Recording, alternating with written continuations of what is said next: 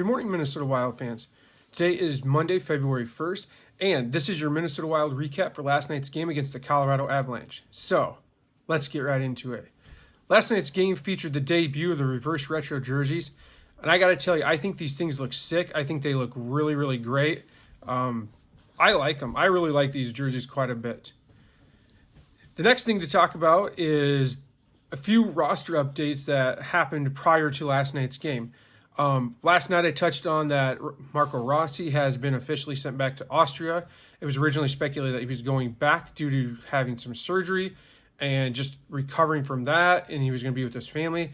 Now it's been reported that not only possible surgery recovery going on, but that he may also be going back because he tested positive for COVID, and that he's taking that time to spend with his family during recovery.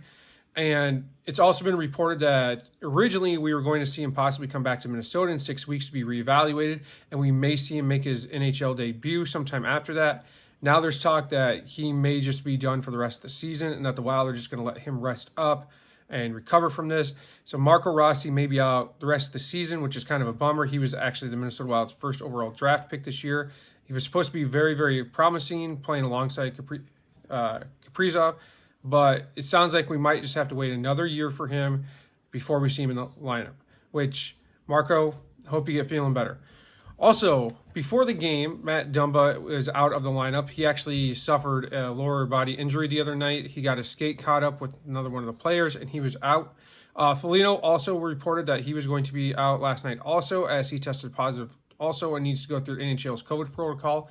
And Marcus Johansson was also going to be out of the lineup due to the fact that he suffered an injury the other night. So that means we got to see the Minnesota Wild activate some of the Iowa Wild guys off their taxi squad. So into last night's game, we have Gerald Mayhew, Kyle Rao, and Luke Johnson. And I got to tell you, I'm actually kind of a big fan of Mayhew. He actually was phenomenal for Iowa last year, led them in goals. And so I was kind of excited to see what he was going to do this year. So I'll put up a quick picture of the Wild's lines for last night. You can see how the lines were a little bit different. The lines also last night featured the return of goaltender Cam Talbot last night.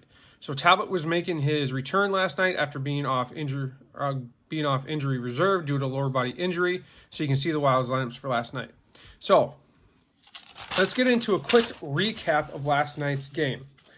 Last night's game featured the Wild playing much, much better than the previous night. A lot of the things that we addressed about the keys to success, about getting to the front of the net, where's the defense, getting out of the neutral zone, just having a more presence and being more disciplined. It's almost like they listened. It was much, much better last night. So let's talk about what happened in last night's game. So looking at the first period, there was one word that really stuck out to me right off the bat, and it was urgency. The Wild seemed like they really came out playing with much more urgency last night. In the first 2 minutes of the game, the Wild recorded 3 shots, which means that they were really looking for those shots on goal, those opportunities for rebounds. So they already started out playing much, much better. The first goal of the game actually came from the Avalanche last night, and that game was credited to Donskoy. And it was just one of those quick snapshots over the glove that Talbot just couldn't get his glove up in time. It actually happened right off a scramble by the bench, so all the players were kind of trying to get the puck out, and just Donskoy managed to get away with it and just put it right over. So the Avs were up 1-0 after that first shot. Then a couple minutes later, the Wild managed to score their first goal as Greenway, Eck, and Hartman, and it was a rebound that was tucked in. They were crashing the zone, and their goaltender actually had come out quite far to play the puck. There were a couple shots on goal, and Greenway just kind of stood by the side of the net behind the goalie. The puck managed to squeeze out, and he tapped it home for the rebound. So it was actually really good. So at the end of the first period, the score was tied 1-1. The shots on goal, the Wild saw 10 shots on goal, and the Avalanche had 7. During the second period, the Wild came out that same exact urgency. I think they had that mindset of we got to get that go-ahead goal. And in the second, we saw Victor Rask actually perform really, really well. And I didn't mean to laugh there, but Rask has really kind of been struggling lately. So it was kind of nice to really see him break out of that mold and finally start playing the way he should. So Victor Rask saw his first goal. It was actually a one-timer wrist shot, and the assist to that went to Spurgeon, and hats off to Spurgeon. That was actually his 200th career goal or assist, and so that just shows you right there why he is worthy of wearing the captaincy this year. He's always looking to help out, always looking for those shots, and it was just a really good game. We continued in the second period. The Avs actually tied it up again with a goal from Nathan McCarr, McKinnon, and Girard line. It was just one of those screens that Talbot just couldn't see the puck through. And so that line for the Avalanche has actually been pretty deadly. It's kind of their top scoring line, and they just did really, really well. So at the end of the second, the score was tied 2-2. The shots on goal were 21 for the Wild and 15 for the Avalanche. So the Wild were continuing to get those pucks on net like they needed to. The third period continued a little bit more of the same. Prior to last night's game, the Wild actually had 7 penalties in the previous game. Last night, the Wild actually saw 4 penalties. So they got a little bit more disciplined as the game went on. Still, 4 penalties is a lot more than you want to see. The Wild were actually 100% on the penalty kill last night, managing to kill all 4 penalties. However, you don't want to rely on your penalty kill to have to do that much work. Obviously, that ends up being 8 minutes of penalty kill, which is almost half a period of being on the penalty kill, which sounds really good on paper that we were able to kill that off. But at the same time, you don't want your guys having to burn their penalty kill like that. It tires guys out faster, makes the goaltender have to work harder, and a lot of times it ends up leading to those goals that you just wouldn't normally give up. So the Avs ended up scoring their third goal on a backhand pass by Saad, and it just went over the glove. I forgot to write down who had that. Then the Wild continued to fight, to try to come back in the game, and we actually saw Victor Rask get his second goal of the game, and that one came from Kaprizov. I was actually really, really impressed that Gerald Mayhew actually got a screen in front, and their goalie just never saw it. And continue more, the Iowa Wild players did really, really well last night. Also, the guys that made it in their lineup. Rao had a couple shots last night. If you're not familiar with Kyle Rao, his older brother is Chad Rao, who actually played for the Minnesota Wild also. And so that Rao family is continuing that tradition of playing for the Wild. Luke Johnson actually did really well last night. He got a couple shots on goal. He actually drew a big penalty last night, which helped out quite a bit.